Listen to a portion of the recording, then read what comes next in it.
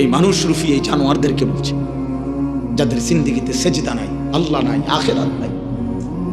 কে মা, কে বাবা, কি ধর্ম, কে বানাইছেন, কিচ্ছুর খবর নাই।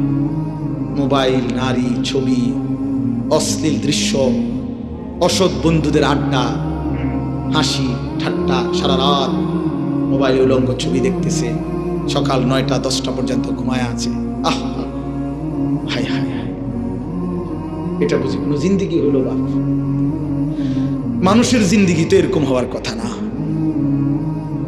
এক চতুষ্পদ জন্তু, এক রাস্তার কুকুরও তো এতক্ষণ ঘুমায় থাকে না। এক চতুষ্পদ জন্তু, জানোয়ারও তো এমন হয় না। এই জন্য বাপ, এটা বোঝা উচিত।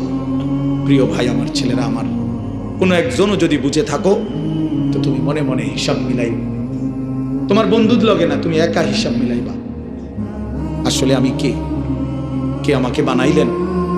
কেন বানাইলেন? আমি কোত্থেকে আসলাম? তিনি আমার কাছে যা চাচ্ছেন আমি তা করছি কিনা? আমি যা করছি আমার আল্লাহ তা চাচ্ছে কিনা?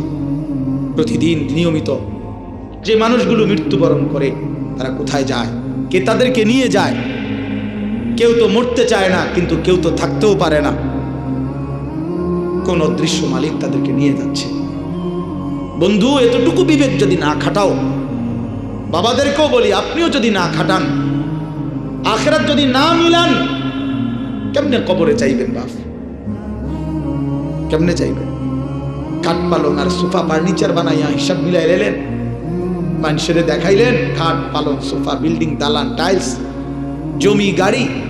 আহা বাবা, এগুলো কি মিলাইয়া গেল? এগুলো তো আপনার আগেও পৃথিবীতে ছিল, আপনার পরেও থাকবে এটি পৃথিবীতে। কিন্তু আপনি কবরে কি নিয়ে যাচ্ছেন? আল্লাহ নবী সাল্লাল্লাহু আলাইহি ওয়াসাল্লাম বলছেন, ইয়াতবাউল মাইয়িতা সালাসাতুন, কোন মৃত ব্যক্তির সাথে, লাশের সাথে কবরস্থান পর্যন্ত 3 জিনিস যায়। আহলুহু ওয়া মালুহু ওয়া আমালুহু, তার পরিবারের সদস্যরা সাথে যায়। কিছু সম্পদ, মাল, এই যে লাশের একটা খাটিয়া, আগরবাতি, একটা কাপড় ইত্যাদি ইত্যাদি, ছোটখাটো কিছু ঠুনকো মাল সামান্য, এগুলো সাথে যায়। আর ওয়া আমালুহু, তার সারা জিন্দেগির আমল কর্মকাণ্ড, সেটাও তার সাথেই যায়। ফায়ারজিউ ইসনান ওয়া ইয়াবকা ওয়াহিদ, 2 জিনিস ফিরে আসে। এক, তার বংশধর, পরিবার, মহল্লাবাসী ফিরে আসে, এবং ওই খাট কাপড়গুলোও ফিরে আসে। আর শুধুমাত্র তার আমল, ভালো কিংবা মন্দ, ওইটাই তার কবরের সাথে থেকে যায়, থেকে যায়। এই জন্য দোস্ত, আমরা আমাদের 1 সেকেন্ড, 1 ঘন্টা, 1 মিনিট, একটা নিঃশ্বাস যেটা একবার করছে, এটা আর কোনো দিন আমরা হিসাবের বাহিরে আড়াল করতে পারবো না। কোরআনুল কারীমের মধ্যে আল্লাহ বলছেন, লা ইউগাদিরু সাগীরাতান ওয়ালা কাবীরাতান ইল্লা আহসাহা। এই ফেরেশতারা ডান কাঁধে বাম কাঁধের, ছোট থেকে ছোট, বড় থেকে বড়, জীবনের প্রতিটা স্পন্দন, প্রতিটা নিঃশ্বাস পর্যন্ত আল্লাহর কসম আমলনামার মধ্যে উঠায় রাখছে। 24 ঘন্টার 1টা মিনিট বাবা, ছেলেরা সবাইকে বলি, আমাকেও বলি, আড়াল করার কোনো সুযোগ নাই, কোনো সুযোগ নাই বন্ধু।